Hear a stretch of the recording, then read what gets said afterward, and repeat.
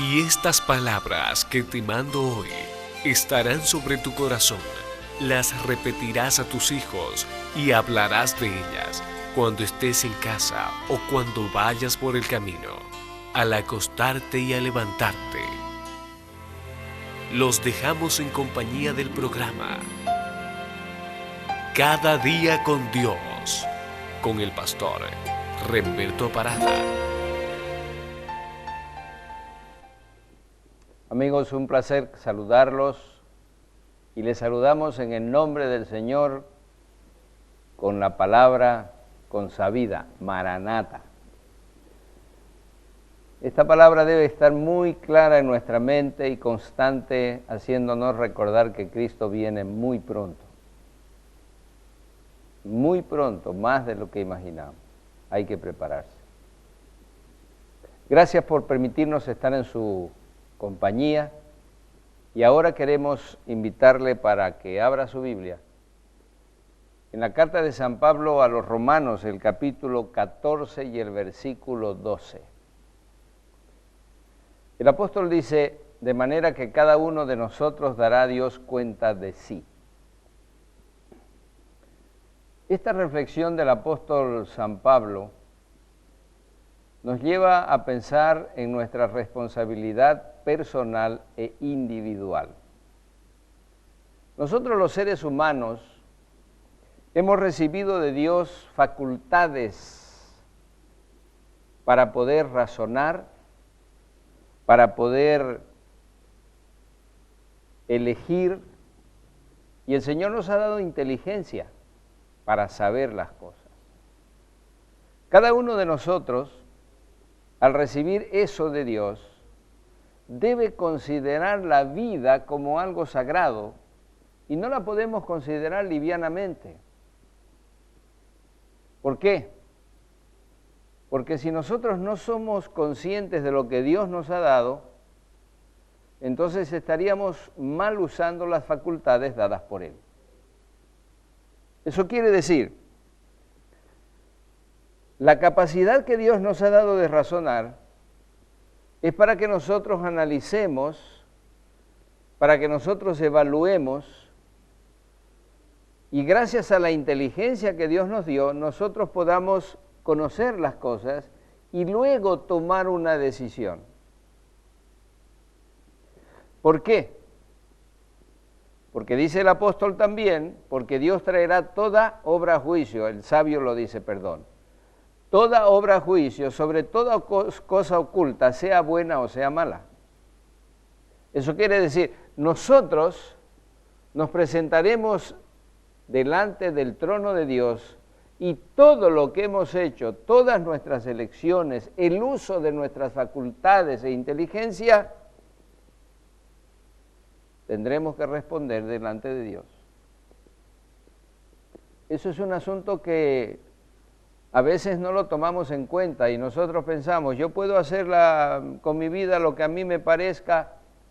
No, algún día tendremos que responder y encontrarnos con nuestra vida otra vez, desde el punto de vista del juicio de todo lo que hemos hecho. Nosotros hemos titulado este tema, La vida no es un juego. Tenemos que nosotros tomar la vida en serio. Vamos a ver, por ejemplo, la situación de nosotros como estudiantes, como trabajadores, como padres, como hijos. Como ciudadanos de este mundo, se nos asignan responsabilidades. La responsabilidad asignada a cada uno de nosotros es individual. Nosotros en el aquí y ahora tenemos que responder por lo que se nos ha encomendado. Nadie puede hacer lo que se nos encomendó a nosotros. Por lo tanto, tenemos que hacer las cosas encomendadas con fidelidad. Tenemos que valorar el tiempo que Dios nos da. Tenemos que utilizar los talentos y las habilidades que Dios nos ha dado a su máxima capacidad, de acuerdo a nuestras posibilidades. tenemos que nosotros responder ante aquellos para los cuales trabajamos en forma correcta y honesta. El Señor presentó una parábola, la parábola de los talentos, y mencionó que el dueño del capital dejó en manos de sus siervos talentos. A uno le dio 1, al otro le dio 2 y al otro le dio 5. Y él se fue y supuso de que cada uno sería suficientemente responsable de lo que se le había encomendado. Al volver, él pidió cuenta de lo encomendado a sus siervos. Y con mucha alegría, el que había recibido 5 le dijo: Señor, me diste 5, hoy que hay 5 más. Y es interesante la respuesta del Señor. ¿Has sido fiel en lo poco? Sobre mucho te pondré. Hay una promoción a aquel que es fiel. Y cuando pasa delante del juicio de Dios, pues no hay condenación.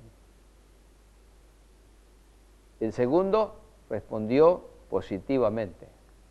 Pero el tercero respondió negativamente porque él, en lugar de utilizar el talento que Dios o que el Señor le había dado, él fue y lo enterró. No hizo nada. Se dedicó a hacer otra cosa. Y cuando vino el dueño, todavía le culpó a él, por lo cual él había sido irresponsable. Entonces, es tan importante que nosotros entendamos que no es posible que nosotros andemos cómodamente en esta vida, y a Dios no le gusta aquellos que quieren vivir en la comodidad egoísta de la vida. Eso se llama, en otras palabras, ociosidad. Aquellos que esperamos que todo se nos haga son irresponsables. No están utilizando correctamente las facultades que Dios les dio. Otros piensan solamente en la exaltación propia.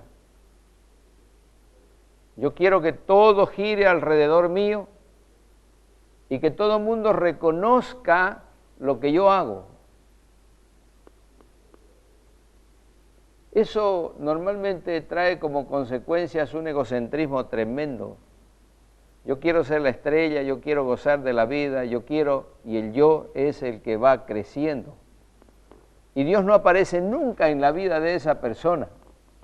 Entonces, tenemos que direccionar nuestra vida, nuestras decisiones, las facultades que Dios nos dio, para glorificar a Dios y para ayudar a los demás. Cuando eso sucede, pues nosotros no tendremos ningún problema cuando seamos presentados delante del juicio divino, porque nuestra vida giró en torno a aquellos que necesitaban. Por eso, la comodidad egoísta, el deseo de exaltación propia, normalmente no nos direcciona en función de las otras personas más necesitadas que nosotros. Cuando nosotros analizamos la vida de nuestro Señor Jesús, vamos a encontrar que la vida de Jesús fue una vida abnegada, una vida de altruismo.